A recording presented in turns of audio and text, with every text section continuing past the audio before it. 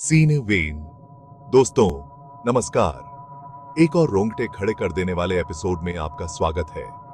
आज रात मेरे पास कुछ ऐसी सच्ची भूतों की कहानियां हैं जो आपको डरा देंगी।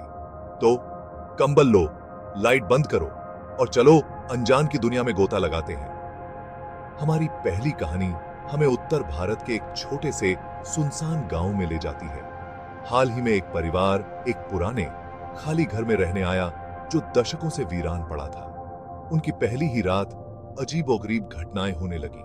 उन्हें गलियारों में गूंजते कदमों की आवाजें सुनाई दी और फुसफुसाहटें जो दीवारों से आती हुई महसूस हुई। बच्चों ने दावा किया कि उन्हें अपने बिस्तरों के पास एक धुंधली आकृति खड़ी दिखाई दी। डर के मारे उन्होंने मदद के लिए एक स्थानीय पंडित को बुलाया।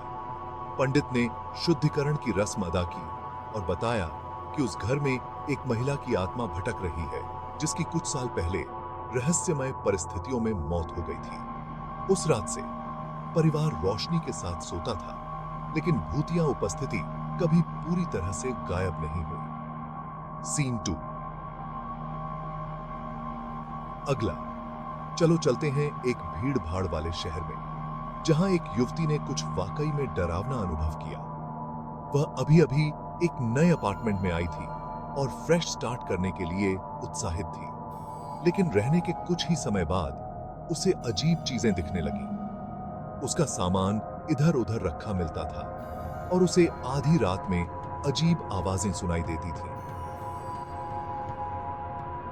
एक शाम जब वह बिस्तर पर जाने के लिए तैयार हो रही थी, उसने अपने कमरे के कोने में एक आकृति खड़ी देखी। डर से जकड़ी हुई, वह न तो हिल पा रही थी और न ही चिल्ला पा रही थी। वह आकृति धीरे धीरे उसके पास आई और जैसे ही उसे छूने वाली थी, हवा में गायब हो गई। उसे बाद में पता चला कि पिछला किराएदार उसी कमरे में संदिग्ध परिस्थितियों में मर गया था। वह अगले दिन वहां से चली गई। सीन 3। अंत में बात करते हैं राजस्थान की एक मशहूर भूतिया जगह के बारे में, भानगढ़ किला।